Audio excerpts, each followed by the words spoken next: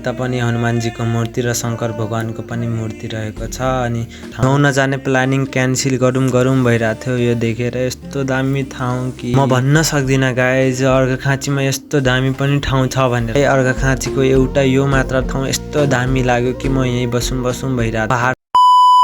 Hello नमस्ते guys, म फेरि मिनी भ्लग लिएर आइसकेँ। आजको प्लानिङ चाहिँ हाम्रो रहेछ स्विमिङ गर्न जाने, कपिलवस्तुदेखि अर्घाखाँची जाने। किनकि हाम्रो कपिलवस्तुमा चाहिँ टाटो पानी रहेछ खोलामा, अर्घाखाँचीमा चाहिँ चिसो पानी भएको कारणले हामी चाहिँ अर्घाखाँची नुहाउन जान लागेको छौँ। साथीहरूले भन्दै थिए कि यहीँ टराईमा जो नुहाऊँ, तर मैले भने कि नै यो टाटो पानी छ, चिसो पानीमा जाऊँ भनेर सबैले लैजाँदैछु। गर्मी चाहिँ लास्टै छ, त्यहाँ पुग्न पनि अलिक गाह्रो जस्तो लागिरहेको छ। हाम्रो त अहिले नै पहाड चढ्दै हालत खराब भइसक्यो गाइस। अब जाने चाहिँ आँट गरिसकेछौँ भने जे जस्तो सुकै भए पनि हामी त्यहाँ पुगेरै छाड्नेछौँ। तर भने अझै चाहिँ बहुत टाढा छ गाइस। त्यहाँ अगाडि देखेको पहाडको माथि चढ्नु पर्छ। 2-3टा पहाड नागेपछि बल्ल आउँछ नुहाउने ठाउँ। कपिलवस्तु र अर्घाखाँचीसम्मको भ्यू हेर्नु, नीलो आकाश हरियाली वन हेर्नुस्।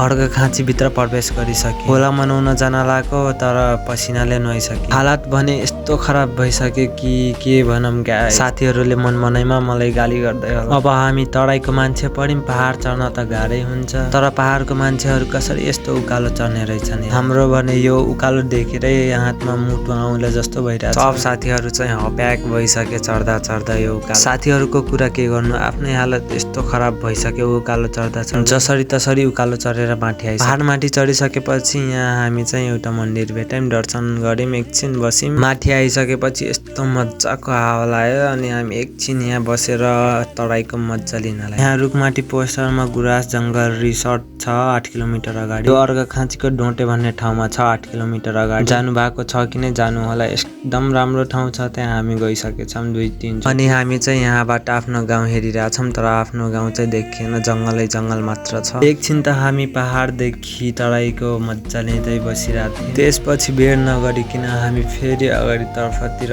लाग्यौँ। जाँदै हामी आधी बाटोसम्म त पुग्न लागिसक्यौँ, अलि अगाडि मात्र। अनि एउटा साथीले चाहिँ मलाई भन्दै थियो कि यति माथि किन ल्यायो भनेर मलाई गाली गर्न लाग्यो। जिन्दगीमा पहाड चढ्नु पर्छ नि त भनेर मैले। अनि गाइस अगाडि त यस्तो राम्रो ठाउँ छ नि, हेर्नु होला अगाडि एकदम दामी। त्यो राम्रो ठाउँमा पनि पुगिसक्यौँ। मलाई अर्घाखाँचीको एउटा यो मात्र ठाउँ यस्तो दामी लाग्यो कि म यहीँ बसौँ भइरहेको। पहाडको माथि भगवानहरूको पुरा मूर्ति बनाएर यस्तो दामी सजाएर राखे। हजुरहरू यो ठाउँमा आउनु भएको छ कि नै कमेन्ट गर्नु होला, एकदमै दामी छ यो ठाउँ। नुहाउन जाने प्लानिङ क्यान्सल गरौँ भइरहेको थियो। यो देखेर यस्तो दामी ठाउँ कि म भन्न सक्दिनँ गाइज। अर्घाखाँचीमा यस्तो दामी पनि ठाउँ छ भनेर मलाई पनि थाहा थिएन, बल्ल थाहा भयो यो देखेर। 10-15 मिनट त हामी हेऱ्यौँ, दर्शन गऱ्यौँ भगवानको, अनि पानी खायौँ। त्यसपछि हामी अगाडितर्फ लाग्यौँ। बाटो पारि चाहिँ यहाँ यता पनि हनुमानजीको मूर्ति र शंकर भगवानको पनि मूर्ति रहेको छ। अनि बाटोको अगाडिपट्टि चाहिँ मूर्ति धेरै प्रकारको रहेको छ,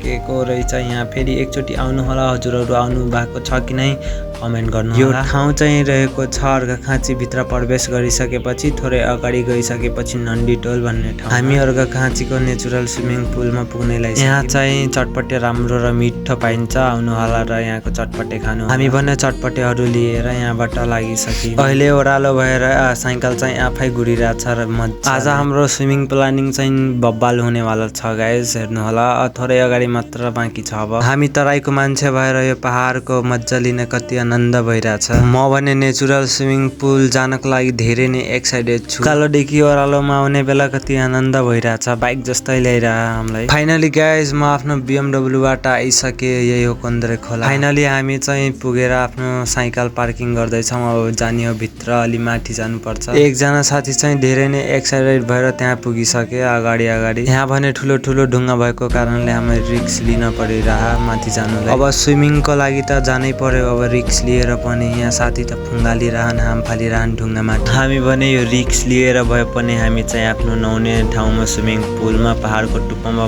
पुगिसक्यौँ। यो मेरो पछाडि भएको ठाउँमा हो नुहाउने हामी चाहिँ, एकदम रमाइलो ठाउँ छ यहाँ चाहिँ। साथीहरू भने यहाँ नास्ताहरू खाँदैछन्। अब साथीहरू चाहिँ नुहाउन जान लागिसके, म पनि अब नुहाउन जान्छु गाइज। म धेरै नै एक्साइटेड छु आज स्विमिङ गर्नको लागि। फाइनली गाइज म चाहिँ स्विमिङ गरिसकेँ। आज अर्घाखाँचीमा स्विमिङ गर्न त लास्टै मजा आयो गाइज, तराईमा भन्दा त धेरै नै मजा आयो अर्घाखाँचीको नेचुरल स्विमिङ पुलमा। ओके गाइज, आजको मिनी भ्लग चाहिँ यति नै हो गाइज। आशा गर्दछु आजको मिनी भ्लग चाहिँ राम्रो नै भयो। अनि हजुर पनि यहाँ आउन चाहनुहुन्छ भने अर्घाखाँचीको कन्द्रे खोला भन्ने ठाउँमा आउनु होला र रमाइलो गर्नु होला।